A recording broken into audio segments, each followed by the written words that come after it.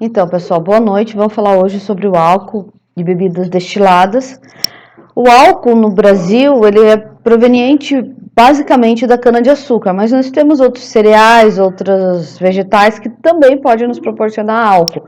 Por exemplo, beterraba, arroz, milho, trigo, cevada. São todos que você consegue obter álcool, em maiores ou menores concentrações, mas consegue. Tá? Nos Estados Unidos é muito comum o álcool de sorgo, tá? É uma planta parecida com o trigo, mas é muito comum por lá, tá? Em condições ideais, 100 gramas de glicose teriam que dar origem a 51,1 grama de álcool ou 64 mililitros. Só que na realidade, devido a controle de processo, o processo não é 100% eficaz, eu tenho apenas 48,5 gramas e um total de 61 mililitros, tá? É uma diferença até que relativamente pequena, mas existe essa diferença prática. Como nós comentamos muito em questão de processo já, uma coisa é a condição ideal, outra coisa é a condição real que você consegue obter no teu processo, ok? E dentro do processo da cana-de-açúcar existem muitos fatores importantes, por exemplo, temperatura, concentração, pH, contaminantes é bem importante também. Vamos falar um pouquinho sobre cada um desses fatores que controlam. Por que é importante o controle de pH? O pH muito agressivo, tanto para ácido quanto para básico, ele pode causar, ou não é pode, ele vai causar a inativação das enzimas e atrapalhar também o rendimento da reação para a formação do álcool, tá? A controle de faixa de temperatura.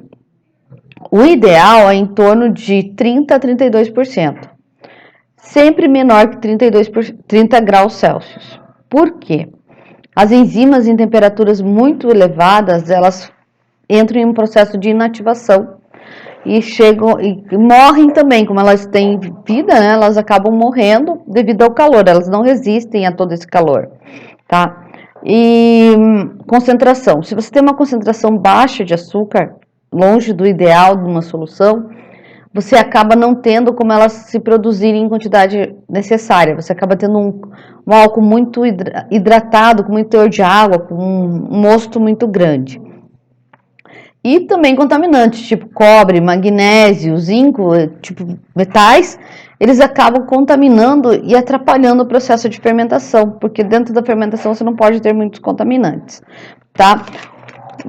Dentro dos cálculos estimados, 100 gramas de glicose é para dar origem a 51,1 gramas de álcool ou 64 mililitros. Isso em condições ideais de processo, temperatura e controle de rendimento.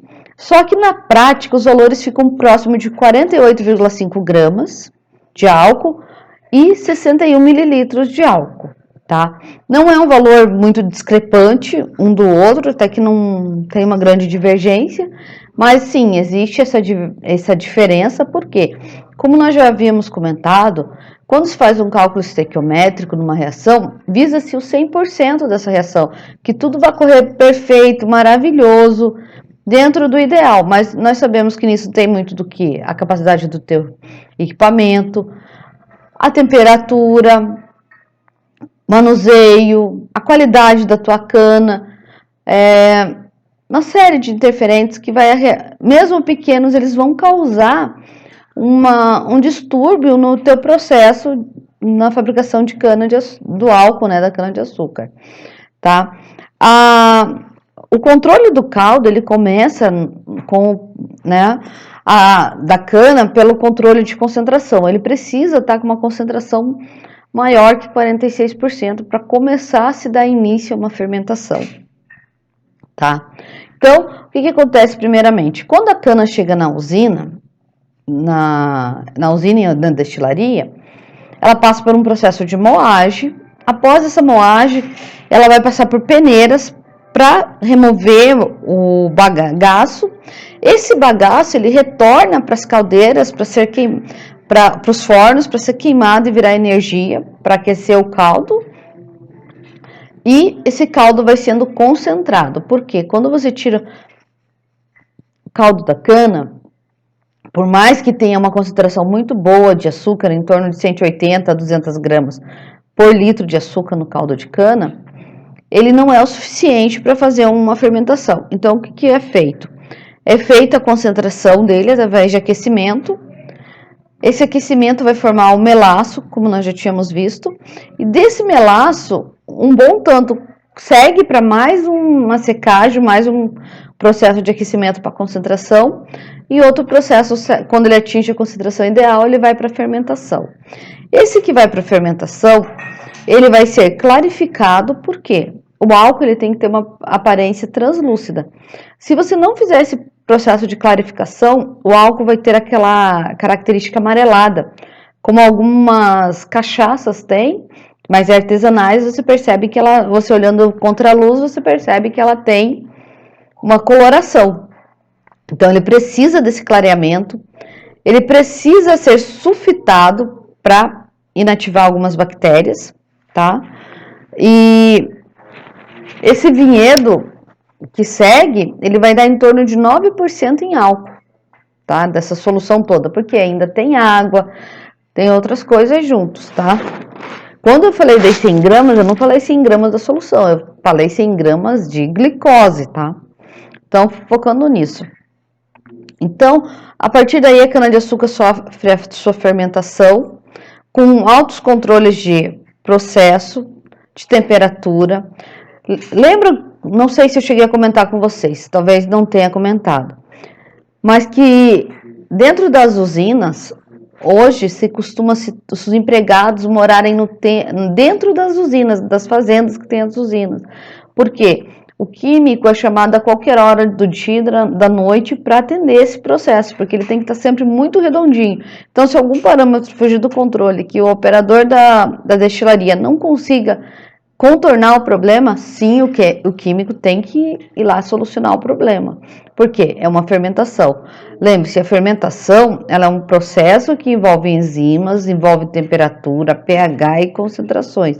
Então, ele é um processo delicado, que ele depende de um monte de fatores ajustados.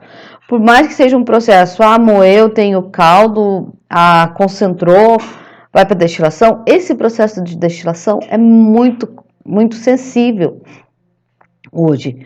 E hoje o Brasil ele tem uma grande produção de álcool, são muitas usinas e destilarias. E dentro dessa produção de álcool, você vai ter a produção de bebidas destiladas. Por exemplo, uísque, vinho, cerveja, tá? Dando uma pinceladinha em vinho, o vinho ele é feito também através de uma fermentação. Você pode sim ter álcool de vinho, ele rende pouco álcool, mas você pode. O vinho, ele tem que levar em consideração, que é muito importante, o estado da uva. A uva, ela tem dia certo, temperatura certa, umidade certa, estado da fruta, concentração de contaminantes, fungos. Então, ela é uma fruta muito sensível. E o vinho em si, ele exige esse controle. Então, após a colheita, a uva vai para uma limpeza, desengasse, que eles falam, né? No qual eles vão remover a casca, porque não se faz vinho com a casca, tá? A casca, ela dá um gosto amargo. Se você deixar a casca no vinho, ninguém toma, é um amargor terrível. E após depois do desengasse, ela é macerada. Existe aquelas filmes de macerando com o pé. Antigamente sim, era feito de modo artesanal. Hoje não, hoje tem moendas, moinhos, cilindros que resolvem todos esses problemas, né? E após isso é feita uma sulfitagem. Também para quê? Para controlar o teor de fungos. Após essa sulfitagem, você faz uma calagem para acertar pH. E o vinho ele começa a sofrer uma fermentação tumultuosa. Por que é uma fermentação tumultuosa? Quando você olha um tanque de vinho por cima, no começo da fermentação, ele borbulha de uma forma magnífica. Parece que tem insuflação de ar dentro do tanque. E, na verdade, não. É o início da fermentação tumultuosa, tá? Após isso, O vinho ele vai ser filtrado e ele vai transferido, né, para as tráfegas, que são os barris, para ele ter um primeiro envelhecimento. Esse primeiro envelhecimento depende do tipo do vinho, tá? Existem vinhos que ficam 10 anos envelhecendo, assim como tem vinhos que é para consumo e são mais baratos, que 90 dias ele está envelhecido, tá? O suficiente. Após isso, ele faz um tratamento a frio para remoção de impurezas também, com peneiramento, clarificação. Após isso, uma nova filtragem para clarificar mais ainda o vinho, tirar resíduos e um envelhecimento maior. Uma curiosidade sobre o vinho é que não existe como você vender um vinho com menos de 90 dias. Por quê? Esses 90 dias são cruciais para ver se não vai ter o desenvolvimento de fungos e você não tenha que rejeitar um lote inteiro. Então, não se entrega vinho com menos de 90 dias. Então, tudo que você consumir, por mais que seja um vinho que chegou agora da indústria, ele já tem 90 dias de fabricação, tá? O tipo do vinho, claro, escuro, depende do tipo da uva também, e o gosto também. O que é curioso é que existem uvas que dão em determinadas regiões que dão origem a alguns vinhos, e realmente, se você colher uva de outro lugar, você não consegue aquele sabor, mesmo sendo a mesma uva, a mesma espécie. Por quê? Cada uva, cada fruta, ela vai ter características próprias do solo em que ela é plantada, da temperatura que ela cresceu, de como ela se desenvolveu. Então, isso interfere e muito no vinho, tá? Então, foi uma pincelada sucinta, vocês têm o material para dar uma olhadinha melhor sobre o álcool. Escolhi falar só sobre o vinho, mas no material vocês também vão encontrar cerveja, tá? Só lembrando que cerveja, vocês vão ver ali que, para quem é consumidor, que existe N ingredientes que você pode colocar na cerveja, desde condimentos para cozinha até frutas e aromáticos, tá? Então, assim, qualquer dúvida, entre em contato, estou à disposição e fico com Deus. Tchau, tchau.